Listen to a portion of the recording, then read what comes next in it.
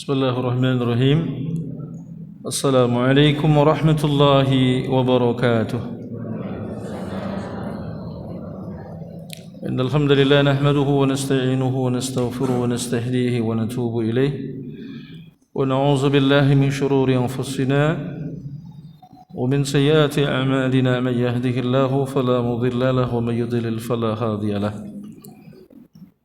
وأشهد أن لا إله إلا الله وحده لا شريك له وأشهد أن محمدا عبده ورسوله لا نبي ولا رسول بعده اللهم صل وسلم على نبينا محمد وعلى آله وصحبه أجمعين أما بعد قال الله تعالى في القرآن الكريم أعوذ بالله من الشيطان الرجيم يا أيها الذين آمنوا اتقوا الله حق تقاته ولا تموتن إلا وأنتم مسلمون وقال النبي صلى الله عليه وسلم اتق الله حيثما كنت وأتبع سيئات الحسنة تمحوها وخالق الناس بخلق حسن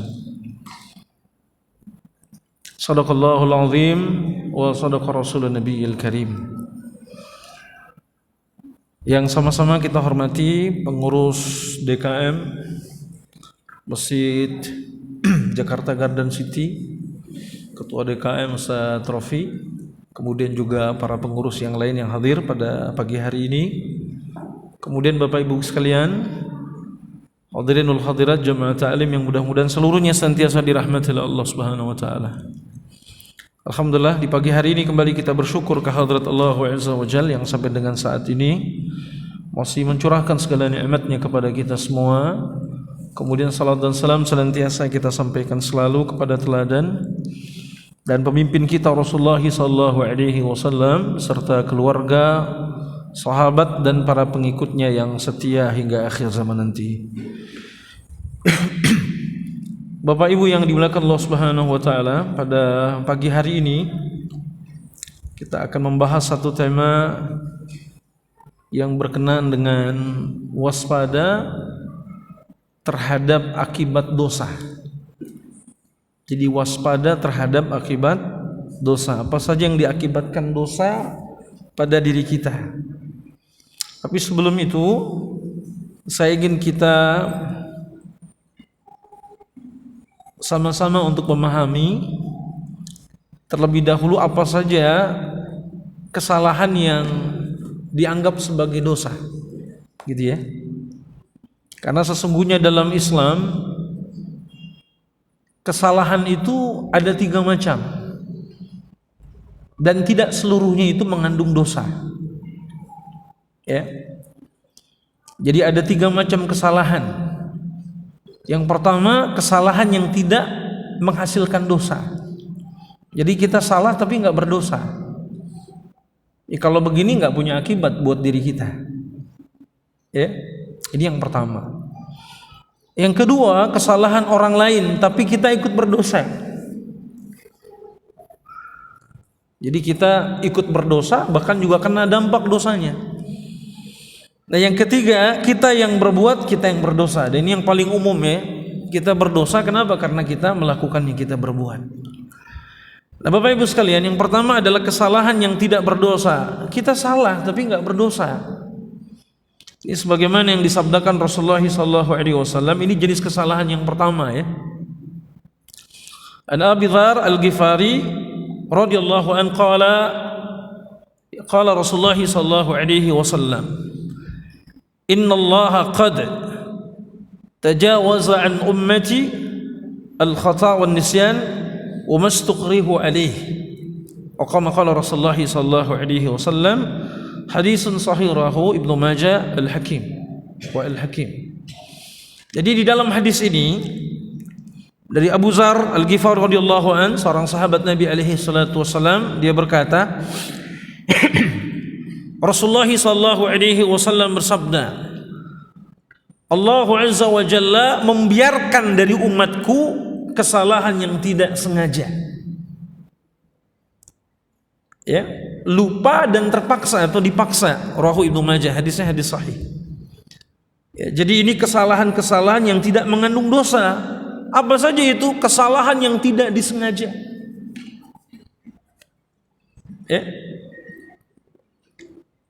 lagi enak-enak begitu ya, ikut pengajian, kemudian nguap ya, nggak taunya tiba-tiba ya begini ya, aduh kena orang, ceduk ya kan, aduh maaf, ini kalau sengaja jadi dosa nyikut orang. Tapi kalau nggak sengaja, walaupun dia benjol, dimaafkan. Aduh nggak sengaja, tapi ini benjol, ya namanya nggak sengaja. Allah aja maafin, masa antum nggak maafin saya? Jelas, begitu kan? Apalagi bu, ya nggak sengaja deh, banyak kan? Nggak sengaja nginjek kaki orang gitu kan? Nggak sengaja mukul orang, kok bisa nggak sengaja mukul? Iya bisa saja. Ada gerakan-gerakan yang tidak disengaja, Atau misalnya mau nembak sesuatu, tapi ternyata hasil tembakannya malah kena orang, mencelakakan orang, tidak sengaja. Ini sebagaimana disabdakan Nabi alaihi salatu wassalam. Jadi kesalahan jenis ini adalah merupakan kesalahan yang dimaafkan. Kemudian apa? Lupa. Lupa nggak sholat maghrib, lupa nggak sholat isya, ingatnya pas subuh. Ada kan? Karena biasa sholat isya tepat waktu di masjid, satu ketika dalam sebuah safar, jalan aja, mau sholat isya dulu nggak? Entar aja lah sampai di rumah. Sampai di rumah capek dan menyangka udah sholat isya, karena kebiasaan sholat isya di awal waktu, akhirnya istirahat. Begitu sudah masuk azan subuh, baru mau takbir, ya kayaknya isya belum, astagfirullah. Dimaafkan. Bagaimana ya, tinggal diqadha aja kan gitu ya, dibayar. Nah ini kesalahannya dimaafkan karena lupa. Kemudian juga terpaksa atau dipaksa. Sebagaimana dulu ada seorang sahabat Amr bin Yasir ya, radhiyallahu an, dan keluarga dipaksa untuk kafir. Dan kemudian Allah Subhanahu wa taala memaafkan mereka sementara hati mereka dalam keadaan beriman. Jadi dia pura-pura aja gitu kan, mengucapkan kalimat yang tidak baik padahal hatinya dalam keimanan kepada Allah Subhanahu wa taala. Nah, ini kesalahan yang dia salah tapi dia tidak berdosa. Kalau ini enggak punya dampak apa-apa gitu ya. Kemudian dalam hadis yang lain Rasulullah sallallahu alaihi wasallam bersabda, "An Ali, an-Nabi sallallahu alaihi wasallam, dari Ali, dari Nabi alaihi salatu wasallam, qala rufi'al qalam an thalathah."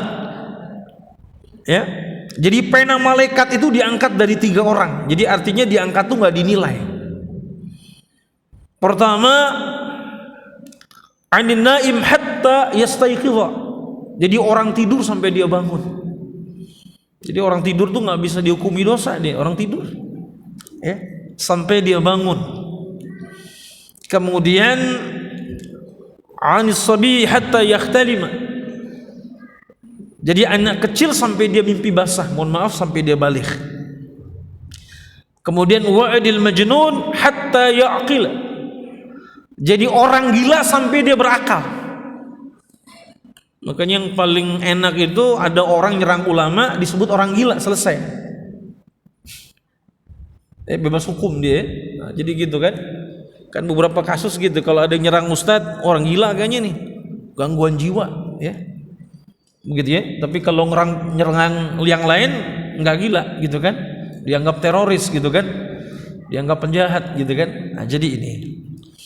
Nah, oleh karenanya Al-Imam Al-Munawi rahimahullah di dalam kitab Faidul Qadir beliau mengatakan apa yang dimaksud dengan rufi'al kalam. Rufi'al kalam. Apa yang dimaksud dengan rufi'al kalam? Beliau mengatakan kinayatu an adamu taklif. Jadi ini bahasa simbol dari tidak adanya beban syariat. Makanya ada orang tidur ya, biasa kalau di Jakarta, di Bekasi dan sekitarnya ya, itu kan ada orang yang kerja dari shift 1, shift 2, shift 3. Begitu pulang shift 2 udah kemalaman, dia tidur. Dia udah pasang waker, ternyata nggak bangun-bangun. Mau sholat subuh nih, ternyata bangunnya jam 6:30 pagi. Boleh. Dia tidak dianggap berdosa, apalagi dia juga udah ikhtiar, sudah pasang jam beker ya, sudah pasang alarm, tapi ternyata jenis tidurnya tidur pingsan. Begitu tidur nggak bangun-bangun ya, sampai pada waktu di mana Allah bangunkan dia. Ada nggak bu jenis tidur begini? Ada. Anak saya yang paling kecil tuh pernah ikut mabit Mabit itu bermalam ya di masjid sekolah ya, sambil menghafal Quran ya. Kebetulan yang biasa masuk grupnya ibu-ibu tuh grupnya wali santri itu istri saya. Jadi kata istri saya, Abi nggak usah masuk grup anak-anak deh. Abi itu udah kebanyakan grup katanya. Udah biar saya aja gitu ya. Jadi istri saya masuk. Dan memang ternyata betul yang banyak di grup itu ibu-ibu isinya kan. Nah, jadi kata istri saya pas lagi mabit itu ada salah satu teman anak saya itu pas jam 2:30 itu kan dibangunkan untuk qiyamul lail. Bangun-bangun bu, dibawa ke 3 klinik terdekat, nggak ada yang bangun. Dibawa sama ustazahnya, dibawa ke klinik supaya dibangunkan. Entahlah dokter mengikhtiarkannya seperti apa ya, entah dikasih olesan apalah gitu zat kimia, nggak bangun-bangun. Klinik pertama nggak bangun, klinik kedua nggak bangun, klinik ketiga nggak bangun, tapi dia tidur bernafas. Akhirnya gimana ceritanya Mi? Akhirnya dia terbangun dengan sendirinya. Gitu ya. Ini saya kira ini jenis tidur pingsan gitu. Tidur tapi pingsan kali gitu ya. Ada yang bisa bangunin. Ya. Kalau dulu pernah juga ada acara bermalam di bapak-bapak di satu masjid di Bekasi. Ya. Dulu masih zamannya BlackBerry ya. Handphone BlackBerry kan. BlackBerry itu saya ingat saya alarmnya kalau udah dibunyikan tuh nggak bisa mati sendiri dia, terus saja hidup. Jadi rupanya ada bapak-bapak nih nyeting alarmnya jam 3 pagi di masjid. Itu hampir seluruh jamaah bangun, tapi yang dia punya handphone belum bangun. Saya bilang nih orang gimana ceritanya kok ini di samping dia belum bangun. Yang kesana-sana kawasan masjid sekitar itu udah bangun semua. Ya. Masya Allah gitu ya. Ini luar biasa nih orang tidur kayak begini nih. Baik ya, itu kesalahan yang pertama ya, tidak dosa. Jadi kita nggak dapat akibat apa-apa. Ya paling orang yang kena kesel aja. Aduh. Ya kan nggak sengaja gitu kan. Ya tapi udah benjol nih gitu kan. Nah, yang kedua, ini jenis dosa ya, kesalahan yang kedua. Kesalahan orang lain tapi kita ikut berdosa. Orang lain berbuat salah tapi kita yang kena dosa. Apa sebabnya? Mungkin kalau kita bangun enak aja lo ya, lu yang salah kok gue yang dosa. Lu yang berbuat kenapa gue yang dosa? Ada 2 sebab kata ulama. Jadi kenapa orang lain yang berbuat salah tapi kita ikut berdosa, atau kenapa mereka yang berbuat dosa kok kita ikut-ikutan dosa? 2 alasannya. 1, karena kita mendiamkan kemaksiatan tersebut. Itu ya. Kita tahu kita mampu untuk mencegahnya atau menghilangkannya, tapi kita diamkan. Itu ya, kita tahu dan bahkan kita punya kemampuan, kita diamin. Kita tinggal di perumahan tuh gerbangnya sekarang bagus-bagus, apalagi ada tamannya. Tengah malam ada anak muda, bukan suami istri, bukan mahramnya, dua-duaan. Bapak ibu lewat, diamin aja lah, bukan anak kita ini, dosa. Dia bermaksiat, gitu kan? Padahal kita punya kemampuan. Ibu lagi sama suami, anak ibu 3 orang laki-laki semua udah pada gede, dibentak aja kabur tuh pasti berdua kan. Itu tidak dilakukan. Lantaran apa? Biarin aja, bukan anak kita ini, kayaknya bukan anak komplek pak, udah biarin aja. Padahal itu kemaksiatan. Kita diamin kan? Kita berdosa ya. Yang kedua, menjadi model atau contoh dalam sebuah dosa. Lalu kemudian dosanya itu, kesalahannya itu diikuti oleh orang lain. Kita bahas ya. Jadi pertama tadi mendiamkan maksiat. Kenapa orang lain yang salah kok kita yang dapat dosa? Sebab apa? Kita mendiamkan kemaksiatan. Ya. Oleh karenanya Al-Imam Ibnu Qudamah di dalam Mukhtasar Minhajul Qasidin, ya, dalam kitab Mukhtasar Minhajul Qasidin, ringkasan Minhajul Qasidin, beliau mengatakan, ketahuilah wa'lam anna al-mustami'u lil ghibah, ya, syarika fiha. Ketahuilah bahwa menjadi pendengar ghibah itu sama dengan juga orang yang terlibat dalam ghibah. Ada orang ghibah, ibu ikut-ikutin denger nih, nah dosa, karena dianggap sebagai, ya kalau bahasa syarika fiha, dia ikut berserikat, bersekutu di dalamnya. dia ikut berkontribusi di dalamnya. Padahal apa? Dia cuma denger doang. Ya. Jadi ghibahnya udah dosa, yang ikut-ikut dengernya juga dosa. Sebab apa? Dia tidak akan lepas dari dosa mendengarkannya, kecuali dia mengingkari dengan lisannya, nggak boleh lo ngomongin orang, dosa lo baru. Tapi kalau dia dengerin, oh gitu ya, oh baru tahu kan, begitu kan, nambah-nambahin, oh pantesan, ditambahin lagi gitu kan. Ya, jika dia takut, minimal dia ingkari dengan hatinya.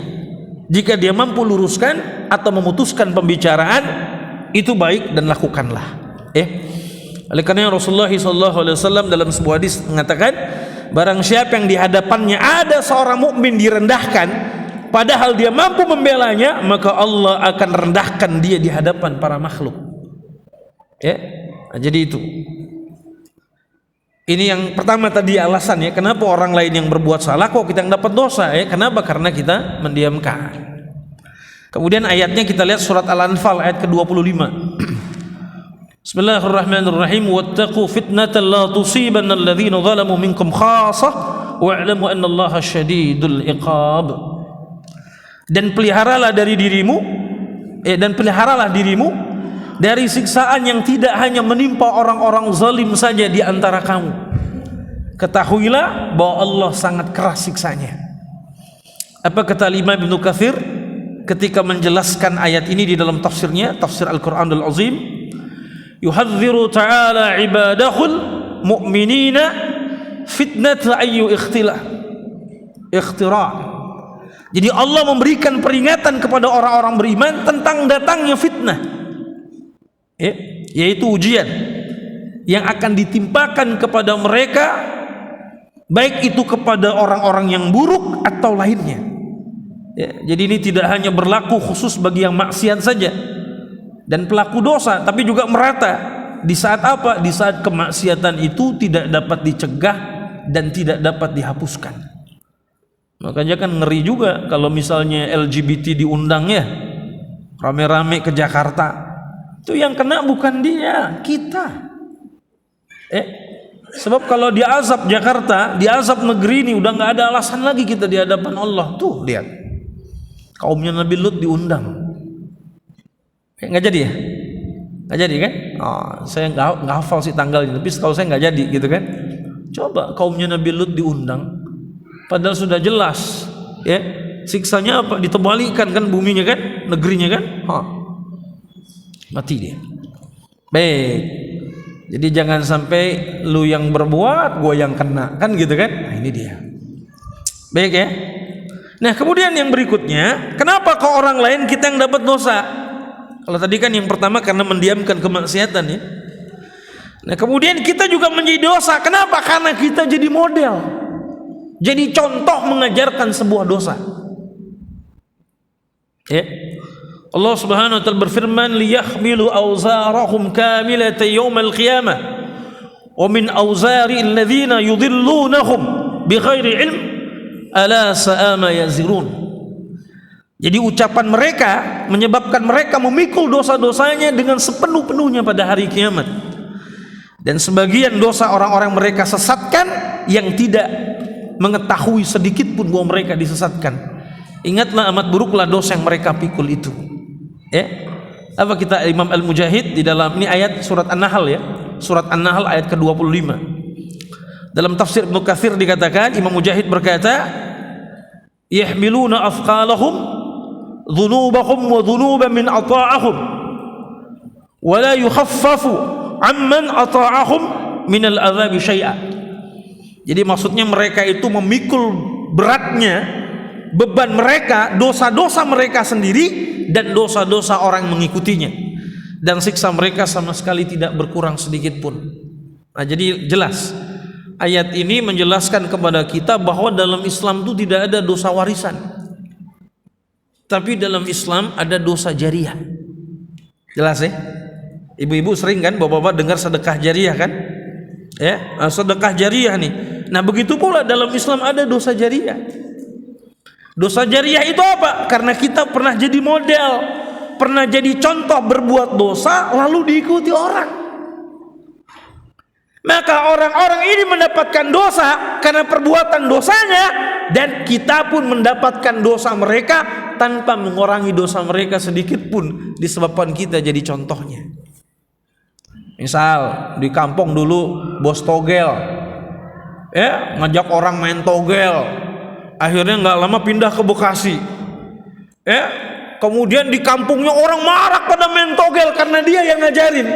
Nah, selama ini nih mereka berdosa, dosa mereka pun tanpa mengurangi kadarnya Allah timpakan kepada orang yang dulu mencontohkannya. Makanya dalam hadis yang lain, dalam hadis sahih kan dikatakan, man sanna fil Islam sunnatan hasanah. Barang siapa memberikan contoh yang baik dalam Islam, perilaku yang baik, kebiasaan yang baik, kemudian diikuti oleh orang lain, maka dia akan mendapatkan pahala atas orang yang melakukannya tanpa mengurangi pahala mereka sedikit pun. Wa man sanna fil Islam sunnatan sayyi'ah. Dan demikian pula barang siapa dalam Islam memberikan contoh, kebiasaan, perilaku, amalan yang jelek lalu ditiru oleh orang lain dilaksanakan, maka orang itu berdosa dan dia akan mendapatkan dosa orang-orang mengikutinya tanpa mengurangi dosa mereka sedikit pun. Jelas, ini dosa jariah. Makanya dulu ada ustadz yang kita kenal dengan Ustadz Jeffrey, Ustadz Jeffrey Al-Bukhari. Dia ceritakan dalam stasiun televisi, dia bilang, saya dulu nakal. Saya kalau mabok itu bukan sendiri, mabok saya berjamaah, ajak teman-teman yang lain. Tapi begitu dia tobat, begitu dia hijrah, teman yang dulu pernah dia ajak nakal itu dia didatengin satu-satu, diajak tobat. Lo balik, dia pakai gamis, didatengin temennya, bro ayo tobat, gue udah tobat nih. Nah itu datengin satu-satu. Nah ini luar biasa. Supaya apa? Supaya jadi hujjah di hadapan Allah Subhanahu wa taala kelak di yaumul mahsyar nanti. Terlepas ada yang nggak mau ikut tobat, itu urusan dia. Tapi yang jelas kita sebagai orang yang dulu pernah mengajaknya dalam keburukan, sudah mengajak kembali kepada kebaikan. Dan selebihnya kita istiqalah, berlepas diri terhadap apa yang dilakukannya. Kenapa? Antum kan sudah saya ajak. Iya dulu saya tahu saya salah, tapi sekarang saya ajak antum kepada kebenaran. Ayo tobat. Nggak mau ya udah. Ini menjadi hujah di hadapan Allah Subhanahu wa taala. Jadi itu Bapak Ibu sekalian. Jadi ini jenis kesalahan yang kedua ya, orang lain yang berbuat kok kita dapat dosa. Nah, makanya jangan jadi contoh, jangan jadi model. Taib. Nah, kemudian yang ketiga, ada 3 jenis kesalahan tadi ya. Kesalahan yang berdampak dosa bagi pelakunya. Nah, ini jelas lah. Kita yang salah, ya kita yang dosa. Kita yang berbuat, ya kita yang dosa. Dalam surat An-Najm ya, surat 3 ayat 38 sampai 39. Bismillahirrahmanirrahim. Alla taziru tuwaziratu wizra ukhra wa an laysa lil insani illa ma sa'a. Yaitu bahwasanya seseorang yang berdosa tidak akan memikul dosa orang lain. Nah, ini dosa warisan nih. Tapi beda dengan ayat yang tadi ya. Kalau tadi jariah, karena memang dia ngasih contoh, gitu kan? Dia ngasih teladan dalam hal dosa. Bahwasanya seorang manusia tidak memperoleh selain apa yang telah diusahakannya. Kemudian dalam surat Al-Mudaththir juga ayat ke-38, kullu nafsin bima kasabat rahina. Setiap manusia bertanggung jawab atas perbuatannya masing-masing. Jelas, Jadi setiap kita nih, setiap jiwa, setiap manusia, kalau kita berbuat salah, kalau kita berbuat dosa, maka kita bertanggung jawab atas perbuatannya masing-masing. Karena nanti dihisab di hadapan Allah Subhanahu wa taala, walaupun jumlah kita banyak nanti di hadapan Allah, tapi tetap fardan kan, sendiri-sendiri. Kita dihisab di hadapan Allah Subhanahu wa taala. Baik, itu Bapak Ibu sekalian yang dimuliakan Allah Subhanahu wa taala terkait dengan kesalahan yang mengandung dosa dan juga kesalahan yang tidak mengandung dosa, Nah, kemudian ini terkait dengan pembahasan kita. Lalu bagaimana kita waspada terhadap akibat dosa? Kan kalau dosanya sudah jelas kan? Kalau dosa kan terbagi 2 saja, dosa-dosa besar dan dosa-dosa kecil. Dosa-dosa besar itu cukup banyak. Membahasnya perlu waktu kalau untuk detil. Kita bisa gunakan kitab Al-Imam Az-Zahabi, judulnya Al-Kabair, kumpulan dosa-dosa besar. Jumlahnya ada 70. Kalau dibahas satu persatu nggak cukup waktunya kan? Dan memang itu bukan temanya kan? Nanti tersendirilah itu kajian kitab Al-Kabair, ya. Jadi kumpulan dosa-dosa besar. Tapi di antara dosa besar itu adalah syirik kepada Allah, durhaka kepada kedua orang tua, bersaksi palsu, ya. Kemudian meninggalkan salat, ya. Dan kemudian khamr, ya, minum-minuman keras banyak. Cukup banyak, ada 70 dosa-dosa besar. Berzina dan seterusnya. Nah, kemudian juga ada dosa-dosa kecil. Ya. Nah, sekarang bagaimana nih? Kita harus waspada terhadap akibat dosa. Mau dosa kecil, mau dosa besar. Ya. Sebab dosa itu berbahaya bagi para pelaku dan juga orang-orang yang ada di sekelilingnya. Ini saya kutipkan saja beberapa riwayat yang diambil dari kitab Lamhah Tarbawiyah min Hayatut Tabi'in, ya. Dan beberapanya kutipan dari beberapa kitab yang ditulis oleh para ulama, di antaranya kitab Hilyatul Auliya dan lain sebagainya, ya. Ini jadi saya cuplikkan saja beberapa riwayat yang disampaikan oleh para ahli ilmu sebelum kita, oleh para salafun saleh, orang-orang saleh sebelum kita, apa akibat atau bahaya dari perbuatan-perbuatan maksiat yang dilakukan. Ini beberapa penjelasannya.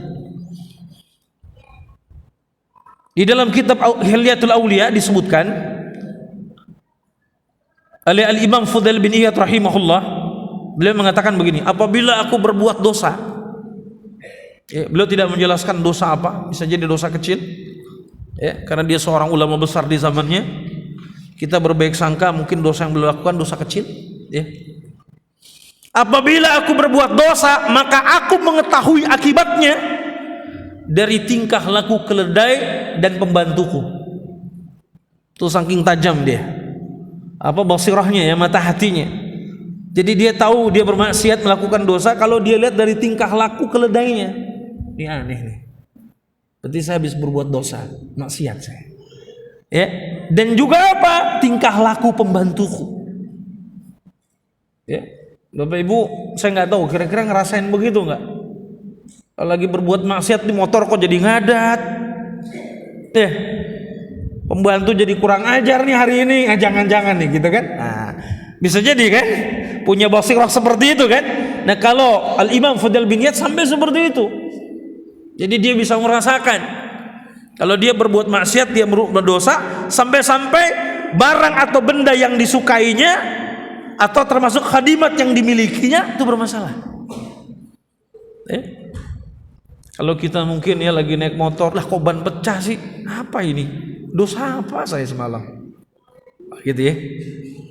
Jadi mengaitkannya pada dosa, ya. Bukan pada jangan-jangan karena saya tadi nginjek kucing, bukan, itu masalah akidahnya, gitu kan, ya. Kemudian di dalam kitab Saidul Khatir, Al-Imam Ibnul Jauzi mengatakan, guruku, kata ilmu jala, jadi melihatku ketika aku sedang mengamati seseorang yang tidak berjenggot. Jadi orang nggak jenggot kalau di Arab itu kan mirip perempuan, ya. Makanya jangan salah bapak-bapak kalau lagi ke Arab sendirian nggak pakai jenggot, tiba-tiba dicolek sama orang Arab, mohon maaf bagian belakangnya. Apalagi laki-laki ganteng nggak jenggotan, disangkain bencong kan, itu perempuan kan, gitu kan, kurang ajar loh, gitu kan. Nah, makanya piaralah jenggot walaupun dikit-dikit, gitu kan, biar ini laki-laki nih, begitu, ya. Kemudian dibilang nih, apa ini, gitu, ya. Jadi gara-gara dia mengamati orang yang nggak berjenggot, lalu dia bergumam dalam hatinya, ini kayak mirip perempuan nih orang. Apa kata Ibnul Jauzi dalam kitabnya, dia membahas tentang Ibnul Jala, ya, seorang syekh di masa itu. Akibatnya apa? Dia lupa hafalan Quran setelah 40 tahun kemudian. Jadi maksiatnya, kalau yang tadi kan langsung, ya, kalau yang Imam Fudail bin Iyad langsung dirasakan, kalau ini berefeknya puluhan tahun kemudian. Jadi dia hilang hafalan Qurannya setelah 40 tahun kemudian, ya. Ini juga dirasakan. Nah, oleh karenanya apa yang disebutkan oleh dua ulama ini, ya, orang salafus saleh ini menjelaskan kepada kita bahwa bahaya akibat dosa dan maksiat. Jadi berapa banyak kenikmatan dicabut dari kita karena dosa, tapi kita tidak menyadarinya. Bisnis kita moncer, ya, tiba-tiba ada masalah. Nah, bisa jadi kan kita coba introspeksi, apa nih dosa yang saya lakukan, kemaksiatan yang saya lakukan. Orang lagi bagus-bagusnya, lagi moncer-moncernya gitu ya, tiba-tiba kok jadi masalah gitu ya. Nah, ini bisa jadi ini adalah karena hati kita yang lalai, bermaksiat kepada Allah Subhanahu wa taala, sehingga Allah berikan hukuman seperti itu. Nah, oleh karena dalam kitab Saidul Khatir, Al-Imam Ibnul Jauzi mengatakan, ketahuilah bahwa musibah yang paling besar adalah tertipu dengan keselamatan setelah mengerjakan dosa. Ini ketertipuan. Saya udah ngerjain dosa tapi saya nggak apa-apa. Ini ketertipuan, kata Imam Ibnul Jauzi. Karena hukumannya biasanya datang belakangan, kata beliau rahimahullah. Sedangkan hukuman yang paling besar adalah kalau orang tidak merasa tertipu, sehingga ketika agamanya hilang, hatinya buta atau buruk dalam menentukan pilihan dirinya, namun dia mendapati badannya sehat dan segala tujuannya tercapai. Ya, ini seperti yang kita ketahui tentang istidraj gitu ya. Nah, saya kira mungkin pernah dibahas di majelis ini kan. Jadi orang melakukan maksiat, melakukan dosa, tapi kok bagus-bagus saja, badannya sehat, ya rezekinya relatif lancar gitu ya. Nah, padahal dia tidak tahu, sanastakhrijuhum min haitsu la ya'lamun, ya. Nah, bisa jadi Allah akan mendatangkan kepada dia bencana, musibah yang dari arah yang tidak dia sangka-sangka, ya. Jadi itu, ya. Jadi ini kata Ibnu Jauzi ya. Jadi yang paling besar, musibah paling besar tuh kita tertipu setelah mengerjakan dosa, tapi kok nggak ada hukumannya, padahal hukumannya datang belakangan. Nah, oleh karenanya seorang tabi'in besar yang bernama Abu Hazim rahimahullah pernah mengingatkan kita.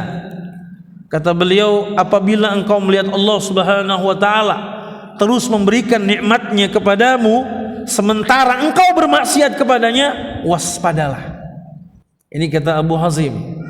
Ya, ini yang beliau sampaikan tentu saja ya merujuk kepada apa yang disampaikan Rasulullah SAW dalam hadis tentang istidraj kan. Ya, apabila engkau melihat seorang hamba Allah ya dalam dalam kedudukan yang baik sementara dia bermaksiat kepada Allah Subhanahu wa taala, apa kata Rasulullah, maka sesungguhnya itu adalah istidraj, ya. Nah, jadi kalau kita bermaksiat kepada Allah tapi kita terus mendapatkan nikmat-nikmatnya, maka kata Abu Hazim, waspadalah, ya. Oleh karenanya para salafun saleh sebelum kita itu mereka mendidik keluarganya, pengikutnya, murid-muridnya agar senantiasa waspada terhadap akibat dosa, ya. Oleh karenanya Al-Imam Al-A'masi berkata, ketika kami berada di samping Mujahid, maksudnya Mujahid itu Imam Mujahid, beliau berkata, hati manusia itu seperti begini. Ini kata Imam Mujahid, beliau menghamparkan telapak tangannya. Hati manusia seperti ini. Jadi ketika dia melakukan dosa, tertutuplah satu. Ketika dia melakukan kemaksiatan berikutnya, tertutuplah satu jari lainnya. Seperti ini. Ketika dia melakukan kemaksiatan, tertutuplah berikutnya. Ketika dia melakukan kemaksiatan, tertutup berikutnya. Ketika melakukan kemaksiatan berikutnya, tertutuplah sampai kemudian hatinya betul-betul tertutup. Ya. Sampai hatinya betul-betul tertutup dan sulit untuk menerima kebaikan. Al-haq. Ya. Makanya kan dalam satu ayat dikatakan kalla barana ala qulubihim ma kanu yaksibun, dalam surat Al-Mutaffifin ya. Sekali-kali tidak, bahwa apa yang mereka perbuat itu ya, kalla barana ala qulubihim ya. Jadi semakin apa? Menutupi hati mereka. Ya. Sebagaimana hadis Nabi sallallahu alaihi wasallam kan, Ketika seorang mukmin berbuat maksiat, maka ada satu bintik hitam di hatinya. Ya. Ketika dia berbuat, bintik hitam bertambah terus dia sampai kemudian apa? Bintik hitam itu menutupi hatinya. Lalu kapan hati ini kemudian akan terbuka bintik-bintik hitam ini dan mengkilat kembali? Dengan taubat, dengan kembali kepada Allah Subhanahu wa taala, dan juga dengan berbagai macam ketaatan yang dilakukannya. Ya. Ini kata Imam Mujahid dalam kitab Sifatus Safwa. Jadi ya, seperti ini tertutup jadinya. Ya. Oleh karenanya sekali lagi para salafun saleh mengingatkan kita untuk selalu waspada terhadap kemaksiatan dan dosa. Nah, kemudian Al-Imam Maimun bin Mihran mengatakan apabila seorang hamba berbuat dosa, ini sebagaimana disampaikan Nabi SAW, ada satu titik hitam di hatinya. Apabila dia bertobat, titik hitam tersebut terhapus. Oleh karena itu engkau melihat hati orang beriman itu berkilau seperti cermin. Dari manapun syaitan datang, pasti dia melihatnya. Adapun orang yang selalu berbuat dosa, maka setiap kali dia berbuat dosa, titik hitam itu hinggap di hatinya dan terus memenuhi hatinya sehingga dia menjadi hitam. Sehingga ketika hatinya menjadi hitam, dia tidak lagi bisa melihat syaitan ketika mendatanginya. Makanya orang kan kalau sudah terbiasa dengan kemaksiatan, lama-kelamaan hatinya akan terbiasa dengan dosa. Gitu kan? Hatinya terbiasa dengan dosa. Sehingga apa? Orang berbuat dosa akhirnya dia diamkan saja, dianggap itu sebagai hal yang lazim, yang biasa. Nah, ketika inilah Allah sudah melaknat hatinya, gitu kan? Ya udah biasa aja, nggak ada perasaan dosa. Ya. Lihat kemaksiatan, mohon maaf ya, misalnya ada ya apa? Kita mengenal ada istilah korupsi kan? Suap menyuap gitu kan? Ya, kalau dia sudah terbiasa dengan dosa seperti itu, ya lama-kelamaan dia anggap itu sebagai satu hal, ini mah biasa aja. Ya. Dan juga kemaksiatan lainnya. Berarti apa? Allah sudah menghukum hatinya.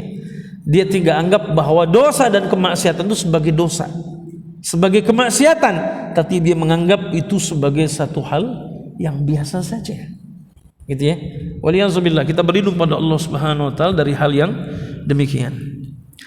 Dan kemudian Bapak Ibu yang dimuliakan Allah Subhanahu wa taala, Al-Imam Ibnu Jauzi rahimahullah mengatakan dosa dan maksiat sebagaimana yang diajarkan oleh para salafus saleh dari generasi tabi'in, sahabat tabi'in, adalah membawa kemalangan bagi pelakunya, bahkan membawa akibat buruk bagi diri dan keluarganya. Karena kemaksiatan seorang hamba menjadi hina di sisi Rabbnya dan hilang kewibawaannya dari hati para makhluk. Oleh karenanya Al-Imam Hasan Al-Basri rahimahullah berkata, mereka menganggap kecil Allah sehingga bermaksiat kepadanya. Kalau mereka mengagungkan Allah, maka Allah akan melindungi mereka. Ya. Jadi dia bukan hanya berdampak buruk bagi pelakunya, tapi juga kepada keluarganya. Oleh karenanya para ulama telah mengingatkan kita untuk senantiasa waspada terhadap akibat dosa dan maksiat, karena hati mereka selalu sadar apabila dunia terasa sempit, periksalah dirimu, karena kesempitan hanya datang karena akibat dosa yang telah engkau kerjakan. Gitu ya. Jadi kesempitan hati kita boleh jadi apa? Karena akibat dosa yang telah engkau kerjakan. Ini Bapak Ibu sekalian yang dimuliakan Allah Subhanahu wa taala. Makanya kan kalau kita berbuat maksiat, berbuat dosa, apa akibat lainnya? Kita jadi susah memahami ilmu. Ya, kita jadi susah memahami ilmu. Terutama ilmu-ilmu syar'i. Kenapa? Banyak maksiat, dosa, jadi susah kita memahaminya. Ya, udah susah memahaminya, sulit untuk mengamalkannya. Gitu kan? Nah, kemudian apa lagi? Lupa hafalannya. Yang paling populer cerita tentang Imam Syafi'i kan, yang pernah ngelihat betis wanita nggak sengaja tersingkap ya, betis ya, karena wanitanya sedang berjalan, tiba-tiba ada angin, ya maklumlah di gurun gitu ya, di tengah padang pasir gitu ya, kemudian ada angin berhembus, betisnya tersingkap, betis. Ya, bukan paha, betis, karena orang suka bingung kadang-kadang bedaan betis sama paha. Ada juga gitu kan? Betis di bagian bawah kaki, ya. Masya Allah, jazakallah khair. Gitu kan? Tersingkap nggak sengaja. Tapi apa? Beberapa juz hafalannya lupa nih. Pada saat dia store hafalan ke Imam Waqi, dia punya guru khusus untuk hafalan Qurannya, Imam Waqi. Begitu dia store, lupa dia. Gara-gara nggak sengaja ngelihat betis. Ya, sehingga gurunya mengatakan, wahai anakku, ilmu itu cahaya. Ilmu itu cahaya. Ya, nah, jadi itu dia lupa. Tapi hari ini banyak orang ngelihat yang macam-macam nggak lupa. Kenapa orang nggak hafal? Aneh nggak lupa, iya orang ente nggak pernah ngapalin gimana lupa? Iya juga sih katanya ya. Nah, jadi itu kan gimana mau lupa orang nggak pernah ngafalin? Orang lupa karena pernah belajar, pernah ngafal kan? Ini nggak lupa ya orang nggak pernah ngafalin kok. Gitu ya. Nah, jadi itu akibatnya kan. Jadi susah dia memahami ilmu, lupa hafalan. Ya. Apabila kita terputus mengerjakan ketaatan, periksa, jangan-jangan ada apa nih? Bapak sholat subuh kesiangan aja harus periksa, Pak. Semalam saya ngapain ya? Ibu ngapain Bu semalam Bu? Kok tumben Ibu sholat subuh kesiangan? Iya Ustaz, saya nggak sengaja nonton drama Korea gitu. Ya, nggak serius-serius amat sih ya. Nggak usah terlalu serius gitu ya. Itu kan. Baik, artinya mungkin ada hal lain lah ya, yang bisa jadi di malam itu terkategori sebagai dosa yang berakibat apa? Kita nggak bangun subuh, kita nggak bangun sholat malam, padahal biasanya bangun, nggak pernah nggak ketinggalan. Cuma kok kenapa? Ingat semalam habis melakukan hal, ya bisa jadi mungkin dosa kecil gitu ya, tapi itu menjadi penghalang. Makanya dosa sebagaimana tadi, ya, dia bukan hanya menghalangi seseorang untuk tidak mudah memahami ilmu, membuat lupa hafalannya, tapi terputus juga mengerjakan ketaatan yang dulu biasa kita kerjakan. Kenapa? Karena dosa yang kita lakukan. Al-Imam Ibnu Qayyim Al-Jauziyah pernah mengatakan dalam satu ungkapan, innal hasanati hasanatu kemudian inna sayyiati, sesungguhnya yang namanya keburukan, itu akan melahirkan keburukan berikutnya. Innal hasanati hasanata ba'daha wa innas sayyiati sayyiata ba'daha. Gitu kan? Sesungguhnya kebaikan itu kalau dilakukan dia akan melahirkan kebaikan berikutnya, diikuti dia oleh kebaikan. Wa innal hasanati ba'daha. Sebaiknya dosa, ya, itu kalau dikerjakan dia akan melahirkan dosa berikutnya. Jadi semacam beranak pinak. Makanya kita harus punya tekad, kemampuan untuk memutus mata rantainya. Karena kalau diikuti terus dia seperti circle evil ya, lingkaran setan gitu terus saja. Tapi sebaiknya kebaikan kalau dilakukan dia akan diikuti oleh hasanata ba'daha, kebaikan setelahnya. Ya, ada orang waktunya hari ini lagi santai dia. Ya katakanlah dia lagi berolahraga di depan kita. Cuma setelah itu dia nggak punya kegiatan lain. Dia bilang mau ke toilet masjid ke toilet dia kan. Padahal tadinya dia olahraga di depan sana. Tapi setelah dia ke toilet dia tergerak. Wudu. Tuh. Selesai dia wudu. Jam 8. Enak juga buat duha nih. Nah, gitu kan? Dia duha. Ya kan, Allahu Akbar. Tadinya cuma numpang ke toilet kan? Tapi setelah wudunya mengarahkannya, bismillah. Sudah sholat aja loh. Udah wudu, nanggung banget ada di masjid. Pas waktu duha. Allahu Akbar 2 rakaat. Allahu Akbar 2 rakaat lagi. Lama ada dia duduk, dia zikir. Dia lihat ada mushaf di sebelah dia. Udah lama juga nggak baca Quran. Nah, baca tuh. Ya nggak baca Quran, gitu kan? Udah selesai baca Quran 1-2 halaman, mulai berpikir hari ini kayak belum infak nih. Infak dia. Bismillah. Lama selesai dia infak, dia tahu rupanya orang ngumpul di sini ada pengajian. Kebetulan hari ini nggak ada kegiatan lain. Udah gue dengerin ngaji dulu lah, gitu kan? Jadi itu Kebaikan. Tapi keburukan diikuti. Bang, ini ada minuman bang. Wah ini alkohol nih, khamar. Cobain aja, icip-icip. Boleh kalau nggak mabok. Masa sih? Cobain deh. Enak juga, cobain lagi. Enak juga, mabok dia. Begitu mabuk akalnya dikuasai setan. Akhirnya dia jalan. Biasanya dia malu sama perempuan, tiba-tiba dia gadang perempuan. Ya kan? Udah. Ya macam-macam lah. Habis itu diikuti tuh keburukan berikutnya. Biasanya nggak tertarik sama judi, tiba-tiba ikut judi online lagi.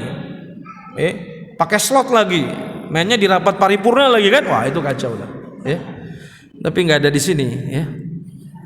Gitu kan? Ya terus begitu terus gitu kan? Jadi itu.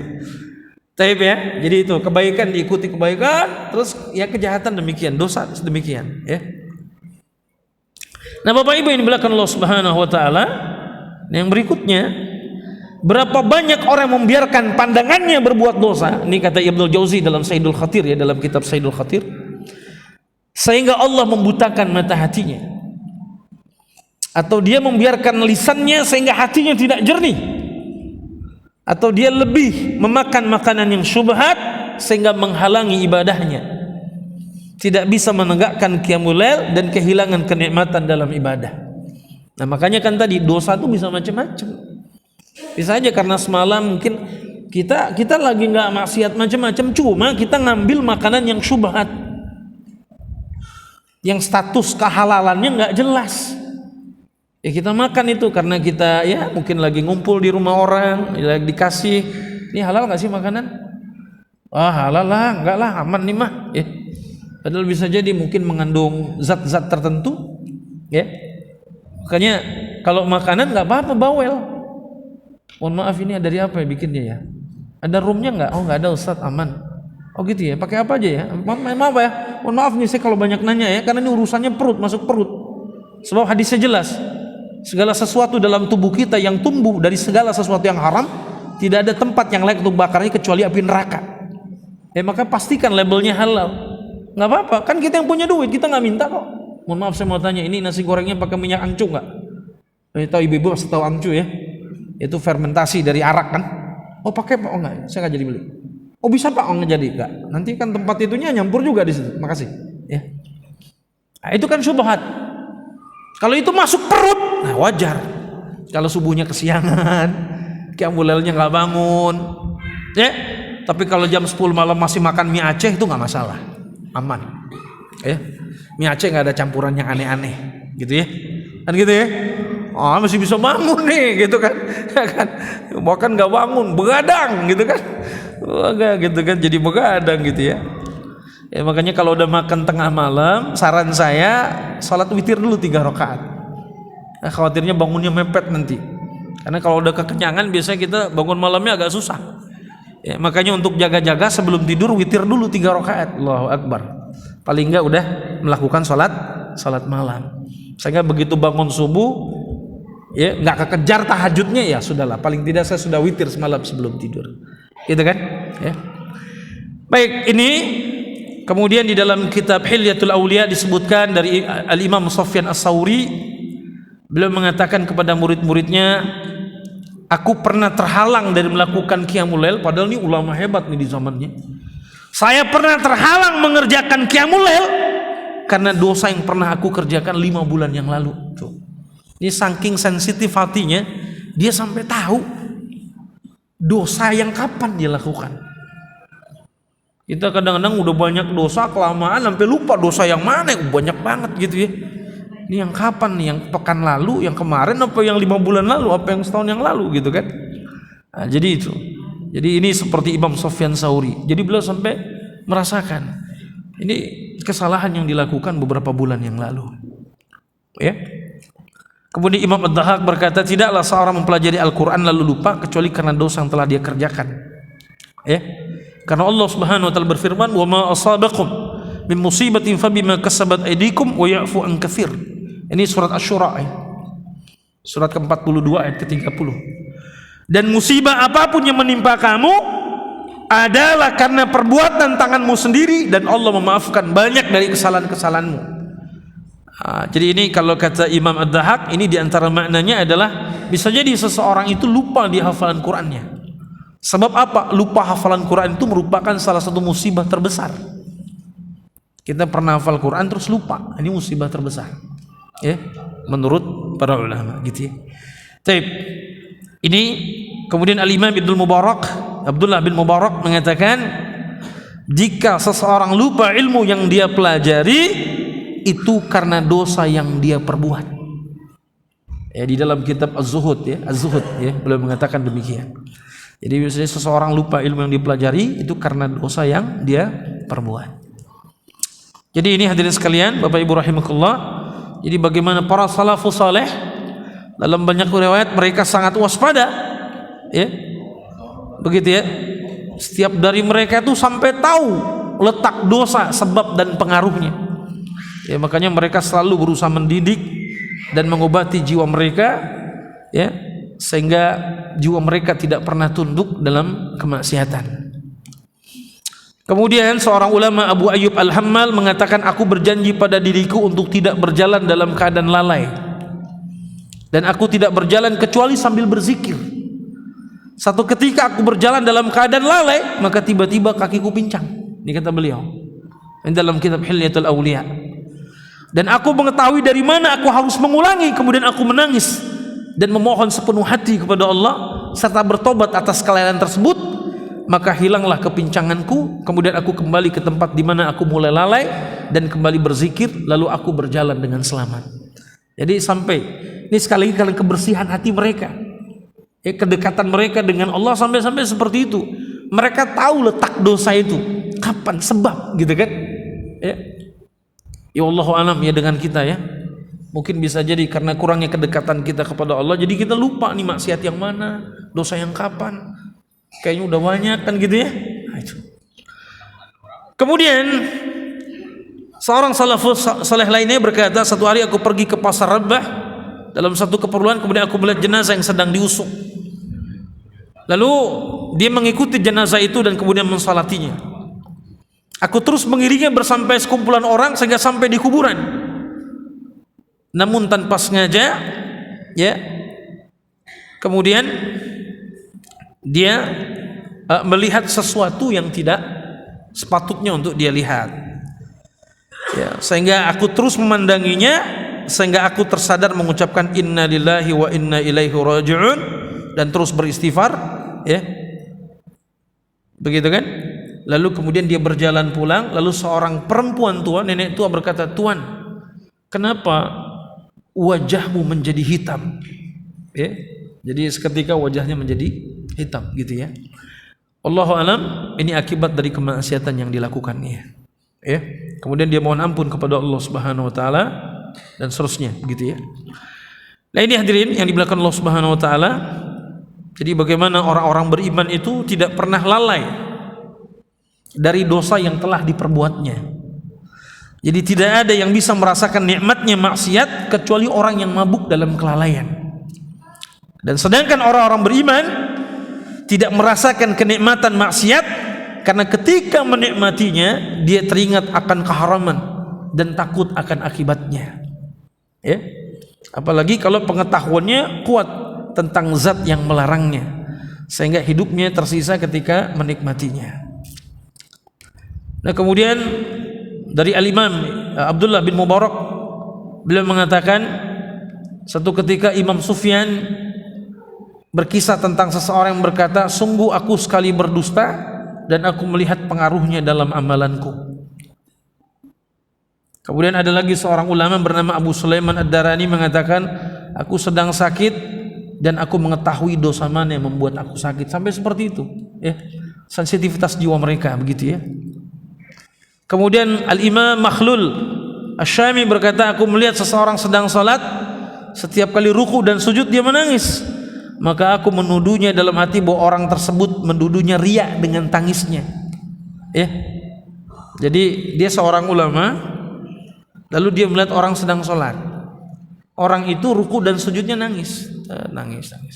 Terus beliau tanpa ya disengaja, ya, dia kemudian mengatakan dalam hatinya, ini orang riya banget sih, ruku aja pakai nangis, sujud aja pakai nangis.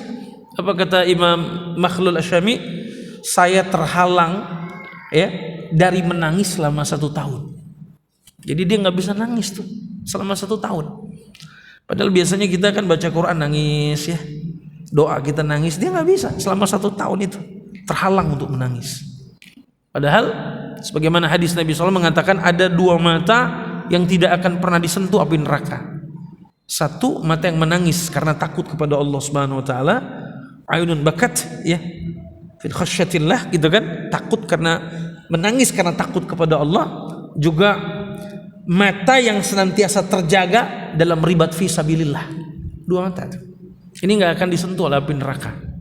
Kita mungkin nggak punya mata jenis yang kedua, ribat, karena Indonesia sedang tidak berjihad. Kita lagi nggak menjaga perbatasan dari serangan musuh. Paling nggak jenis yang pertama kita upayakan. Kita menangis karena takut kepada Allah Subhanahu wa taala. Inilah mata yang diharamkan ya oleh Allah Subhanahu wa taala disentuh dari api neraka.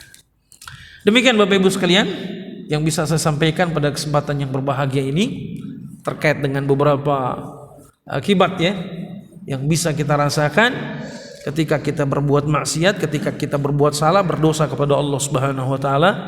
Mudah-mudahan Allah Azza wa Jalla senantiasa menjaga diri kita semua dari berbagai macam kesalahan yang mengandung dosa yang tentu saja memberikan dampak yang tidak baik pada diri kita dan keluarga kita. Demikian yang bisa saya sampaikan. Silahkan kalau ada yang mau ditanyakan. Aku qouli hadza wa astaghfirullahalazim li wa lakum. Uhibbukum fillah. Assalamualaikum warahmatullahi wabarakatuh.